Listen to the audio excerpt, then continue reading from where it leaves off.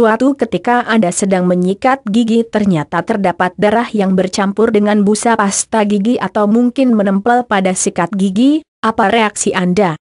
Dari manakah darah itu berasal? Itulah yang terjadi pada gusi berdarah. Seseorang yang mengalami hal ini, harus mengetahui apa saja penyebab gusi berdarah yang paling mungkin yang sedang dialaminya sehingga akan mempermudah dalam perawatannya serta dapat mengatasi dengan tuntas agar gusi berdarah tak terjadi lagi. Tahukah Anda gusi kita memiliki banyak sekali pembuluh darah yang kecil-kecil dan rapat sehingga gusi berwarna kemerahan, dan hal ini juga yang memungkinkan gusi mudah berdarah ketika terjadi trauma, peradangan atau gangguan lainnya. Di samping itu gusi merupakan salah satu jaringan penyokong gigi sehingga apa yang terjadi pada gigi akan mempengaruhi gusi, begitu pula sebaliknya. Hal ini penting untuk diketahui sebelum lanjut ke pembahasan berikutnya. Penyebab gusi berdarah secara garis besar kita kelompokkan penyebab gusi berdarah menjadi dua kelompok, yaitu penyebab lokal dan penyebab sistemik. Penyebab lokal gusi berdarah. Penyebab lokal artinya gusi berdarah yang disebabkan oleh masalah lokal pada gigi dan gusi itu sendiri, antara lain sebagai berikut: kebersihan gigi dan mulut yang buruk. Jika seseorang malas menggosok gigi maupun flossing maka akan mempermudah terbentuknya plak, tartar, dan kalkulus, karang gigi, dari sisa-sisa makanan yang tertinggal pada gigi. Hal ini dapat membuat iritasi dan peradangan pada gusi. Peradangan bisa menyebabkan gusi mudah berdarah, di samping itu juga dapat menyebabkan bengkak pada gusi. Trauma pada gusi. Hal ini dapat terjadi karena terlalu bersemangat menyikat gigi atau menggunakan sikat gigi berbulu keras yang dapat menimbulkan trauma pada gusi. Oleh karena itu kita harus menggunakan sikat berbulu lembut dan mengganti sikat gigi paling lama setiap 3 bulan, namun tergantung kualitas sikat giginya. Gigi miring atau malposisi gigi miring atau posisi gigi yang tak semestinya akan membuat makanan mudah terjebak di sana dan sulit untuk dibersihkan.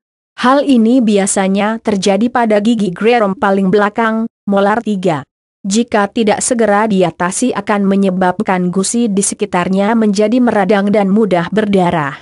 Penyakit periodontal radang gusi, gingivitis, yang tidak diobati dengan baik berpotensi menyebabkan penyakit periodontal di mana peradangan menyebar ke jaringan dan tulang yang menyokong gigi.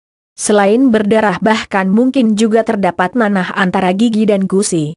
Penyebab sistemik gusi berdarah. Yang dimaksud dengan penyebab sistemik adalah penyebab gusi berdarah karena masalah pada tubuh secara keseluruhan, artinya bukan masalah lokal seperti di atas, antara lain sebagai berikut. Kekurangan vitamin C, dalam istilah medis disebut scurvy, terjadi ketika seseorang jarang makan buah, buahan dan sayuran yang kaya akan vitamin C. Scurvy ini menyebabkan gusi bengkak, sakit dan mudah berdarah.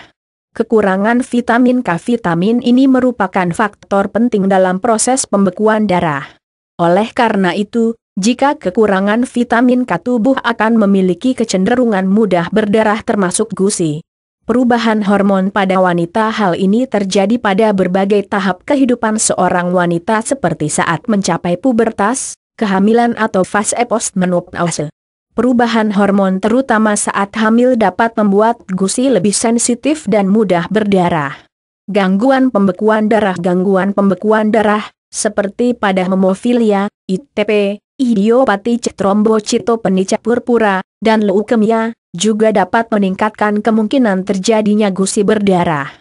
Obat-obatan tertentu yang memiliki efek mengencerkan darah seperti warfarin, aspirin, heparin jika digunakan secara berlebihan dapat menyebabkan gusi berdarah. Kanker. Beberapa jenis kanker seperti leukemia, kanker darah, atau multiple myeloma, kanker sumsum tulang, dapat menyebabkan gusi berdarah. Lalu, bagaimana cara mengatasi gusi berdarah ini? Kebersihan gigi dan mulut yang baik merupakan langkah utama untuk meminimalisir gusi berdarah. Kunjungi dokter gigi 2 kali setahun. Dokter gigi akan memberitahu jika ada gingivitis dan mengajarkan bagaimana cara menyikat gigi yang benar. Gunakan sikat gigi yang lembut jika gusi sedang meradang, terutama jika mengalami gusi berdarah setelah menyikat gigi. Jika sudah demikian namun tetap terjadi gusi berdarah, maka pemeriksaan lanjutan apakah ada penyebab sistemik harus dijadwalkan. Terlepas dari penyebab yang tercantum di atas, mungkin ada lebih banyak penyebab lainnya seperti penggunaan tembakau, merokok dan nginang, stres, terapi radiasi, HIV/DLL yang semuanya pada akhirnya dapat menyebabkan penyakit gusi dan gusi berdarah dan ini harus diidentifikasi dan diatasi. Itulah beberapa hal yang dapat saya sampaikan mengenai gusi berdarah, semoga bermanfaat.